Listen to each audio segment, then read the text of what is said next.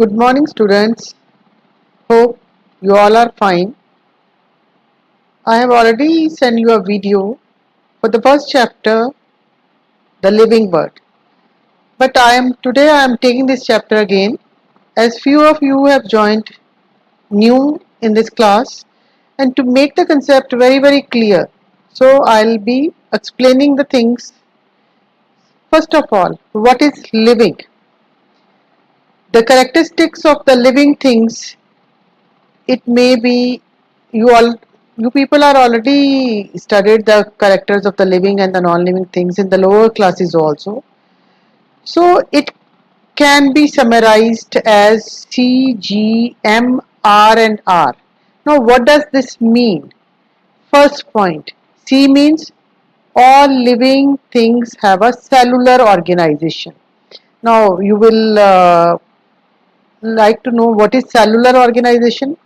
It means they are made up of cells. G.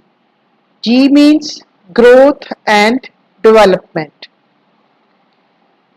Then M. M means metabolism and contains similar chemicals. R. R means they respond to stimuli. Stimuli mean their surroundings. And this R, it means the reproduction. So these are the basic characteristics of the living things. We'll be taking all these characters one at a time. Now the first one, that all living things have a cellular organizations.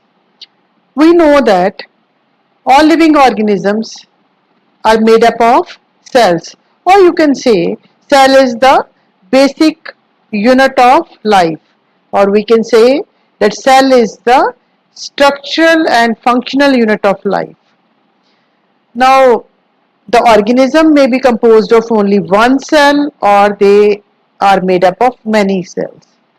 Now if the organism is made up of one cell, they are called unicellular. Uni means single cell organisms. For example, bacteria, protozoa, paramecium, they are all single cell organisms. Or they can be multicellular organism. Multi means many. Mean those organisms which are composed of many cells, like plants, animals, humans, they are multicellular organisms. Now cells of many multicellular organisms, they are specialized to do certain tasks. For example, in our body we have the nerve cell which help in sending the messages. We have the muscle cell which help in the movement. They help in the contraction and relaxation. Then these cells, they combine and they give rise to the tissues. Tissues form the organ and organ form the organ system. And ultimately, it organ system, they form the organisms.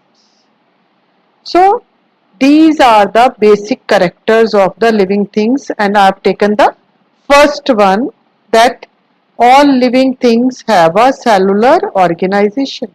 Here you can also see that living organisms, like this is a leaf and it is made up of cells, whereas non-living organisms, they are not made up of cells.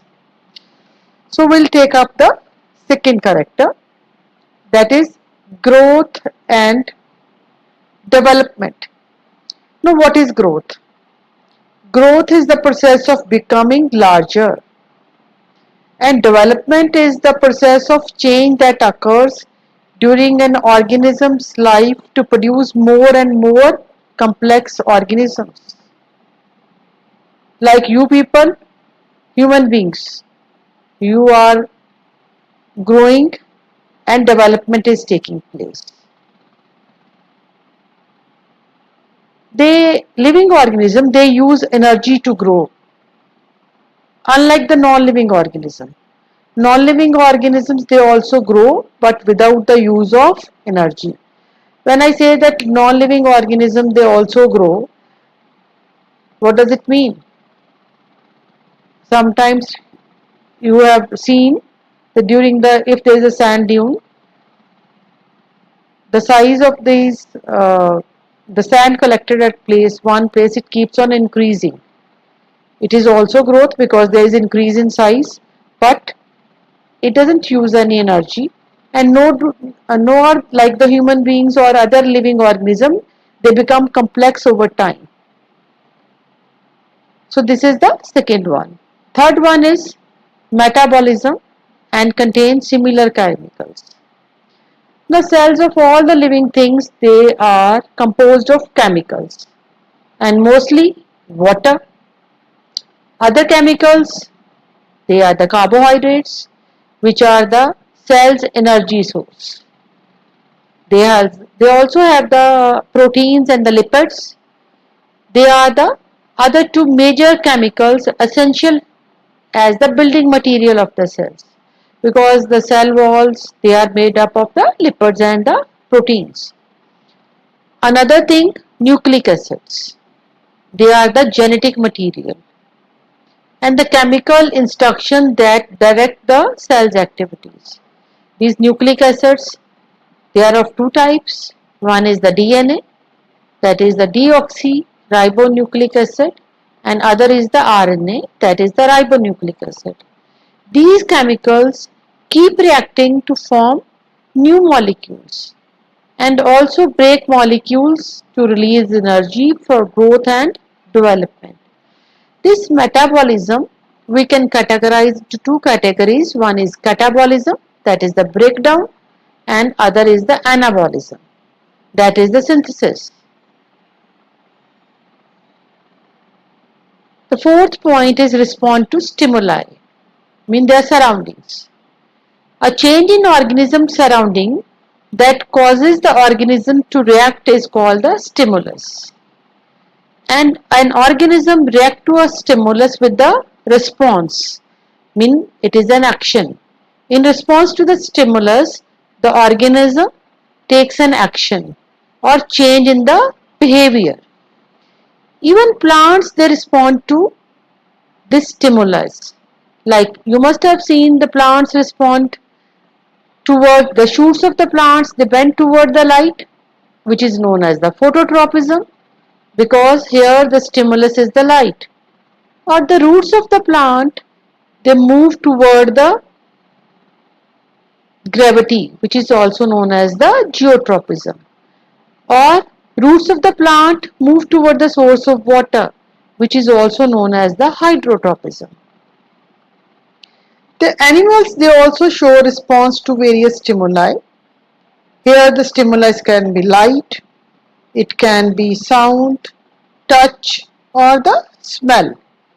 They respond to the different kind of stimuli. Another characteristic of living organism is the reproduction. The reproduction, it is a special characteristics of the organisms to reproduce or produce offspring which are similar to their parents, like they produce young ones of their own type. Plants, animals, and even bacteria, they reproduce to give rise to similar offsprings. So, they produce young ones which resemble their parents of their own type, and this process is known as the reproduction.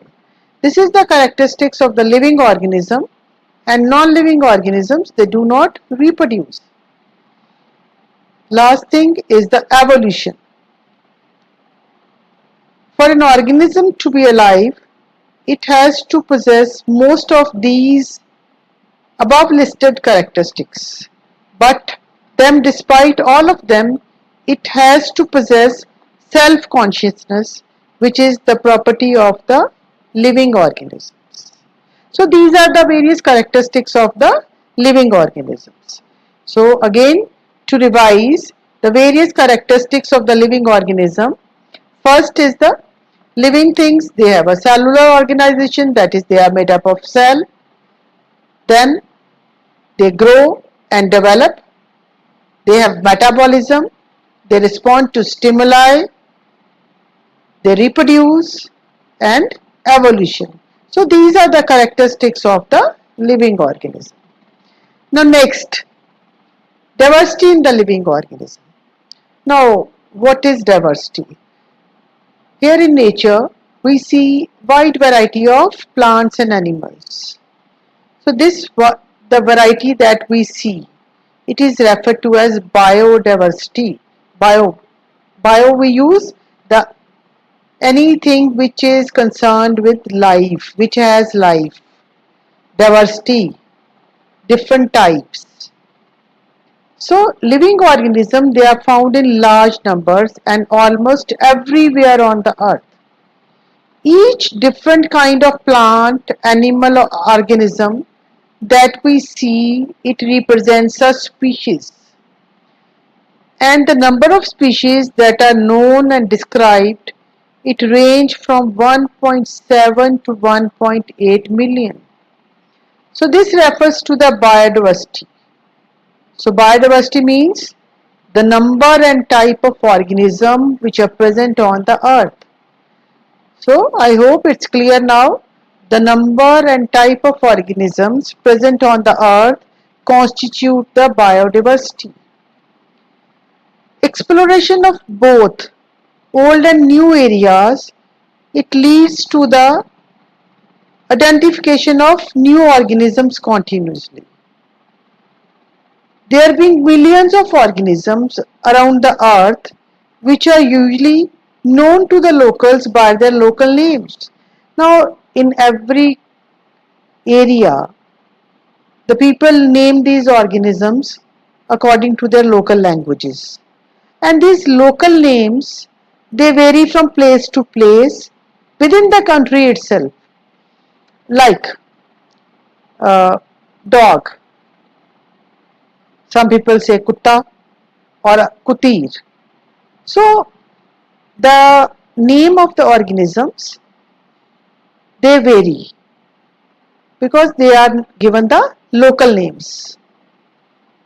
And these local names, they vary from place to place.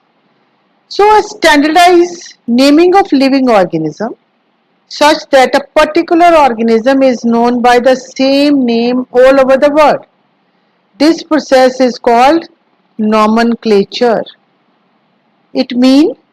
Nomenclature means the naming of the organisms across the world.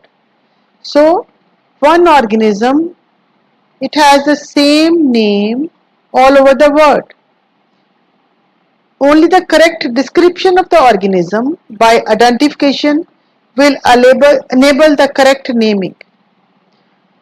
So biologists all over the world, they have universally accepted procedure to assign the scientific name to each known organism.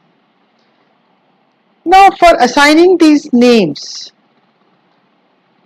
for plants, scientific names are based on agreed principles and the criteria which are provided by the International Code for Botanical Nomenclature, because botany, it is the science of the plants which deals with the plants. So International Code for Botanical Nomenclature, they give scientific naming of plants. And for animals, we have International Code of Zoological Nomenclature, because zoology is the study of the animals. So International Code for Zoological Nomenclature, they are used for the naming of the animals. These organizations ensure that an organism has only one scientific name, and also that no two organisms have the same scientific name. So one organism is given one scientific name only, and each scientific name, it has two components. That is why it is also called the binomial nomenclature. Bi means two. So each scientific name has two components. Now the first is the generic name. So the first component is the generic name, and second is the specific.